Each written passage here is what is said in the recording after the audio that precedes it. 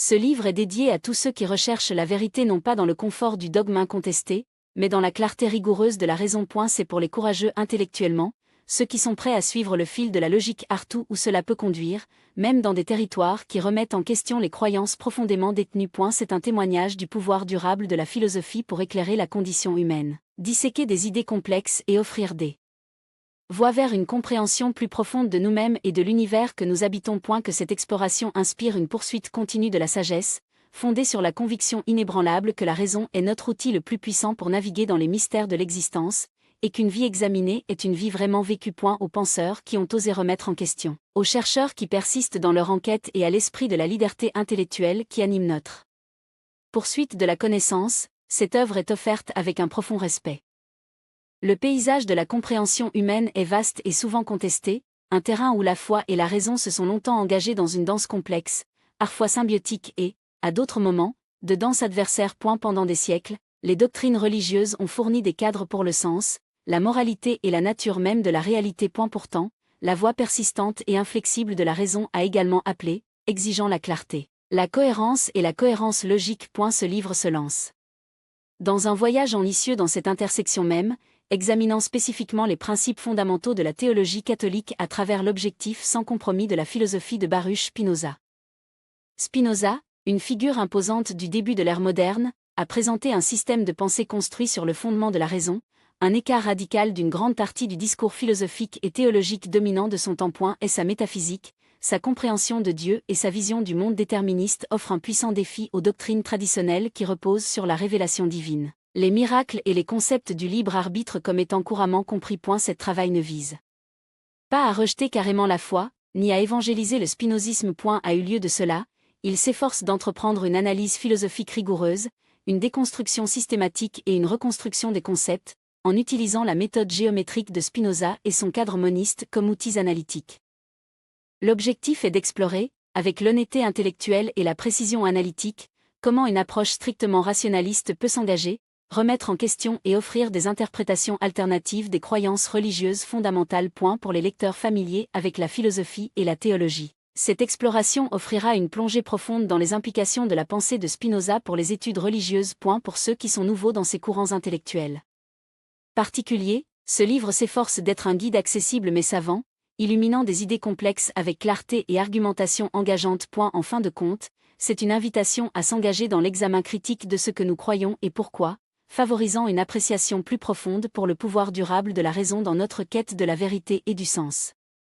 Dans la grande tapisserie de l'histoire intellectuelle humaine, peu de fils sont aussi constamment entrelacés et aussi fréquemment débattus que la relation entre la foi et la raison. Alors que la foi fournit souvent du réconfort, des conseils et un sentiment de signification transcendante, la raison offre une discipline d'enquête, une demande de cohérence et une voie pour une compréhension objective. Ce livre est dédié à l'exploration de la tension dynamique entre ces deux facultés humaines fondamentales, avec un accent particulier sur la façon dont le rationalisme radical de Baruch Spinoza peut éclairer et s'engager de manière critique avec les doctrines fondamentales de la théologie catholique.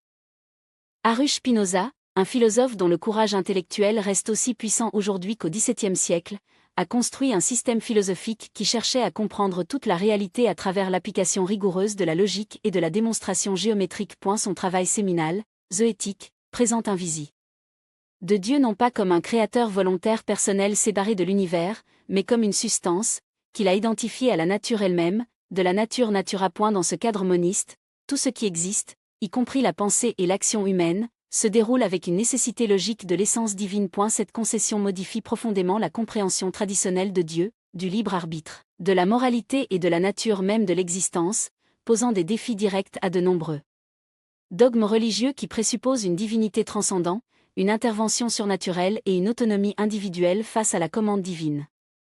Ce livre dissèque systématiquement plusieurs dogmes catholiques clés, y compris la Trinité, la transsubstantiation, le péché original, la concession immaculée, l'infaillibilité papale et l'efficacité des sacrements, à travers l'objectif précis et critique de la philosophie spinoziste. En appliquant les principes métaphysiques de Spinoza, sa critique de l'anthropomorphisme et sa vision du monde déterministe, nous visons à révéler des incohérences logiques potentielles ou des tensions philosophiques au sein de ces doctrines, vues d'un point de vue strictement rationaliste.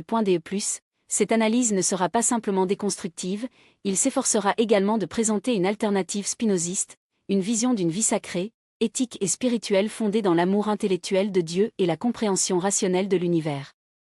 Le public prévu pour cette exploration comprend des individus intellectuellement curieux qui possèdent une expérience ou un vif intérêt pour la philosophie, la théologie et les études religieuses. Que vous soyez un étudiant, un universitaire ou un profane instruit désireux de s'engager avec des idées complexes, ce livre est conçu pour être à la fois rigoureux et accessible. Nous naviguerons à travers les concepts complexes de Spinoza, liant les parallèles, le cas échéant, la pensée contemporaine ou les débats philosophiques historiques. Pour améliorer la clarté. Le ton restera analytique et objectif, encourageant l'engagement critique plutôt qu'une affirmation polémique. C'est un appel aux armes pour l'esprit, une invitation à voir comment la poursuite incessante de la raison peut remodeler notre compréhension de la foi et du divin.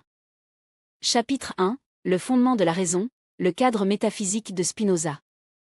Baruch Spinoza est une figure imposante dans le paysage de la philosophie moderne précoce, un penseur dont l'engagement inébranlable à la raison de l'arbitre suprême de la vérité marquerait de manière indélébile la trajectoire de la pensée occidentale. Né à Amsterdam en 1632, le parcours intellectuel de Spinoza a été celui de profondeur et, pour son temps, de réorientation radicale. Bien que profondément ancré dans le milieu philosophique façonné à René Descartes, le projet philosophique de Spinoza divergeait considérablement, poursuivant un chemin de rationalisme rigoureux, presque austère qui cherchait à démanteler les dogmes traditionnels et à reconstruire la compréhension humaine sur le fond de pile de la certitude logique. Cette sous-section introduira l'ambitieuse de l'effort de Spinoza, tracera les courants intellectuels qui ont informé son travail et la préparation du terrain pour son système métaphysique méticuleusement construit, un système conçu non seulement pour décrire la réalité mais pour éclairer la voie à la connaissance authentique et, par conséquent, à une compréhension plus profonde de nous-mêmes et de notre place dans les cosmos.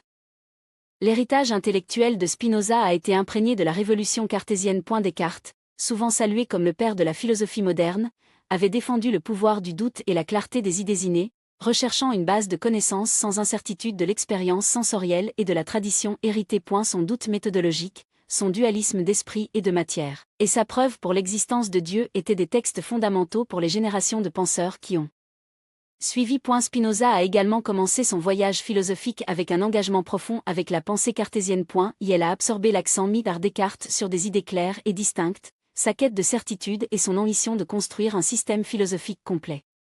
Cependant, lorsque Descartes a finalement préservé un dualisme fondamental entre la substance pensante, esprit, et la substance étendue, matière, et a posé un Dieu qui, bien que immanent dans la création, a maintenu une relation distincte et transcendante avec elle, sa radicalisation de Spinoza résidait dans sa synthèse et, de manière cruciale, sa radicalisation de ses points de départ caractéristiques. La divergence a commencé avec la critique de Spinoza sur le dualisme de substance cartésienne. Alors que Descartes posait deux substances, l'esprit et la matière créés distincts, Spinoza a trouvé cette division finalement intenable d'un point de vue strictement rationaliste. Et si Dieu est infini et parfait, alors toute division ou limitation au sein de la création de Dieu impliquerait, par nécessité, une limitation de l'infinitude de Dieu. Pour Spinoza, la véritable cohérence philosophique exigeait une compréhension unifiée de la réalité. Cela l'a conduit à son concept révolutionnaire de substance, qui existe en soi et est conçu par lui-même, ne nécessitant aucune cause extérieure pour son existence. Cette substance, pour Spinoza, ne pouvait pas être plurielle, il doit être singulier, infini, éternel et unique. Était cette substance singulière, le terrain ultime de tout être. Il s'est identifié à Dieu. Cette décision audacieuse, l'identification de Dieu avec la nature, ou plutôt la substance singulière et infinie qui constitue toute la réalité, a été un départ fondamental de la pensée théologique cartésienne et traditionnelle. Ce n'était pas simplement un changement sémantique, il représentait une profonde réorientation métaphysique, qui aurait des conséquences de grande envergure pour tout son édifice philosophique, en particulier son approche du dogme religieux.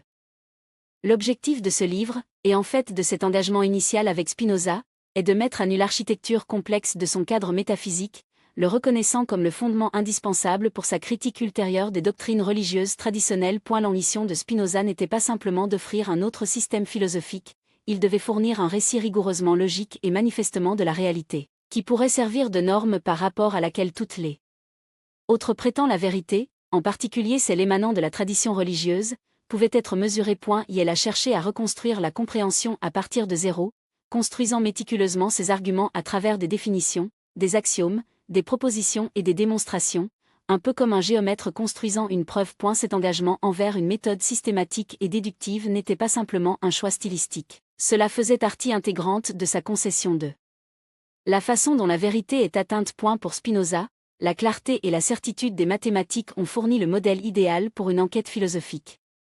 Le contexte historique de la vie et du travail de Spinoza est crucial pour apprécier l'audace et les profondes implications de son projet rationaliste. Il vivait à une époque d'immense ferme intellectuelle, caractérisée par la montée de l'enquête scientifique, l'influence persistante du scolastique et les tensions profondément ancrées entre l'autorité religieuse et les modes de pensée émergents. Et la guerre de 30 ans avait récemment ravagé l'Europe et les différents religieux sont restés une puissante source de conflits. Dans un tel climat, un philosophe qui a systématiquement démantelé des principes religieux fondamentaux, tels que le Dieu personnel et intermédiaire des religions abrahamiques, et les a remplacés par une substance divine impersonnelle, immanente et logiquement nécessaire, a été tenu de provoquer une controverse et une condamnation considérable. L'indépendance intellectuelle de Spinoza, son excommunication de la communauté juive d'Amsterdam, et sa vie tranquille en tant que broyeur d'objectifs, travaillant à se soutenir tout en se consacrant à la philosophie, tous soulignent le courage personnel et l'intégrité intellectuelle qui soutenaient son entreprise rationaliste. La méthode géométrique de Spinoza, une pierre angulaire de son approche philosophique, mérite une attention particulière ici. Dans son magnum opus, l'Éthique, Spinoza indique explicitement son intention de traiter le sujet matière de la même manière que nous traitons les objets de mathématiques. Éthique, préface de la partie 3. Cela signifie procéder à partir de définitions des termes fondamentaux, établir des axiomes évidents, puis dériver des propositions par une démonstration logique. Est la structure de l'éthique, divisée en propositions, manifestations, théorèmes, lemmes, corollaires et scholia. Mirror la progression logique de la géométrie euclidienne. Cette méthode n'était pas simplement une affectation stylistique, c'était l'instrument choisi de Spinoza pour atteindre le plus haut degré de certitude et de clarté du raisonnement philosophique. Et elle croyait qu'en définissant rigoureusement ces termes et en démontrant méticuleusement ses propositions, il pouvait établir des vérités irréfutables sur Dieu, la nature, l'esprit et l'éthique. L'adoption de la méthode géométrique reflète la profondeur de Spinoza que la raison n'est pas seulement une faculté parmi beaucoup mais le moyen ultime par lequel nous pouvons appréhender la réalité. Pour Spinoza, l'univers est un système logiquement ordonné, et s'il est commandé logiquement, il doit être connaissable via la logique. Par conséquent, toutes les vérités, qu'elles soient métaphysiques, éthiques ou théologiques, sont finalement accessibles à la raison et doivent se conformer à ces normes de cohérence et de nécessité. C'est là que son projet diverge fondamentalement des systèmes qui s'appuient sur la foi, la révélation ou l'intuition mystique en tant que principale voie de vérité. Spinoza ne rejette pas ces autres modes d'expérience, mais il les subordonne à la raison. Et la révélation, par exemple, n'est pas une source de nouvelles vérités inexplicables, mais plutôt des enseignements moraux qui peuvent être compris et adoptés par la raison, et dont l'efficacité réside dans leur capacité à promouvoir l'obéissance et la piété, qui sont eux-mêmes des dispositions rationnelles. L'objectif d'introduire donc le projet rationaliste de Spinoza est d'équiper le lecteur d'une compréhension fondamentale de son orientation philosophique et du formidable ensemble d'outils qu'il a utilisés. Il s'agit d'apprécier non seulement ce que Spinoza a discuté, mais comment il l'a fait valoir et pourquoi cette méthode était si cruciale pour son entreprise globale. Son projet n'était pas une simple spéculation intellectuelle, ce fut une tentative profonde de libérer la compréhension humaine des entraves de la superstition, du dogme et de la tradition non examinée. En ancrant toutes les connaissances dans les vérités immuables de la raison et l'ordre nécessaire de la nature, Spinoza a offert une vision d'un univers qui, bien que vaste et peut-être impressionnant, était finalement intelligible et prête à la compréhension rationnelle. Cette clarté intellectuelle, pour Spinoza, n'était pas une fin en soi mais le chemin vers une vie de liberté, de vertu et de véritable bénédiction. 1. État d'être réalisé grâce à la compréhension aimante de Dieu ou de la nature. La première période moderne a été un creuset de transformation intellectuelle, et Spinoza a émergé de ce milieu avec une vision qui était à la fois profondément enracinée dans ses courants intellectuels et remarquablement originale. L'héritage de Descartes a fourni un point de départ, mais l'engagement radical de Spinoza envers le monisme et l'immanence l'a propulsé bien au-delà de son prédécesseur. Son travail était un défi direct pour les concessions anthropomorphes dominantes de Dieu et les affirmation dogmatique des institutions religieuses. Il a cherché à remplacer un Dieu qui est intervenu dans l'histoire, qui a puni et récompensé, par un Dieu qui était l'histoire, qui était la substance et les lois de la nature. Cela a nécessité un réexamen de tout, de la nature de la substance au sens de la liberté humaine et de l'efficacité des pratiques religieuses. L'ambition du projet rationaliste de Spinoza n'était rien de moins qu'une reconstruction philosophique totale. Et elle visait à fournir un compte-rendu complet, unifié et logiquement cohérent de la réalité. Un système qui pourrait servir d'arbitre ultime de la vérité. Son adhésion méticuleuse à la méthode géométrique n'était pas un épanouissement stylistique mais un impératif épistémologique.